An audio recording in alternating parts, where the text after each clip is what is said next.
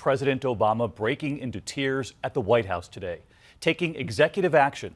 The families there with him wanted it, but many in this country did not. There is now outrage, some calling it overreach. The president wiping away tears as he talked about the youngest of victims, among them the children of Newtown, some of their parents at the White House today. The president's action will bring more background checks amid polling. 85% of Americans support more checks. But there was also that backlash tonight, and we begin with ABC senior justice correspondent Pierre Thomas.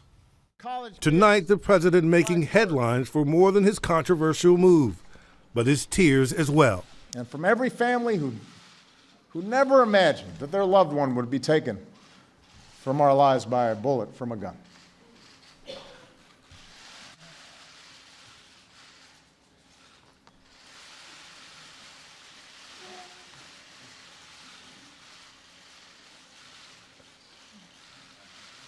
Every time I think about those kids, it gets me mad.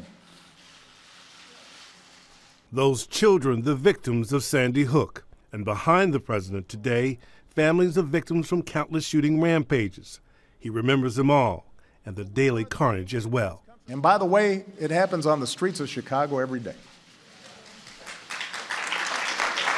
When the tear was coming down his face, and what did you think when you saw that? I thought that was authentic. I think he's met his fair share of survivors like us. But his tears drawing fire too. Today, Mr. Obama taking executive action on his own, narrowing the loophole that allows weapons to be bought without a background check at gun shows and online, hiring more agents to conduct background checks, and asking Congress for $500 million to provide better access to mental health services. But opponents were equally determined. The National Rifle Association issued a statement saying the proposals would not have prevented any of the horrific events he mentioned. And GOP presidential candidates were denouncing the president's actions. President Obama's executive actions limiting gun rights will restrict our law-abiding citizens. These orders today, I believe, are not worth the paper they are written on. If there's an issue related to federal gun laws, then you ought to go to Congress and try to forge consensus to make it happen. He doesn't have this power.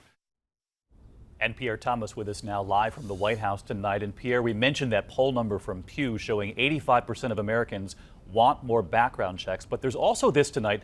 Look at this chart. Gun sales spiking after President Obama was first elected and jumping every time there is a mass shooting. So, Pierre, it is clear that many argue that guns are not the problem here. That's right, David. After the San Bernardino terror attacks, the FBI saw a record number of people attempt to buy guns. Pierre Thomas on this story all day. Pierre, thank you.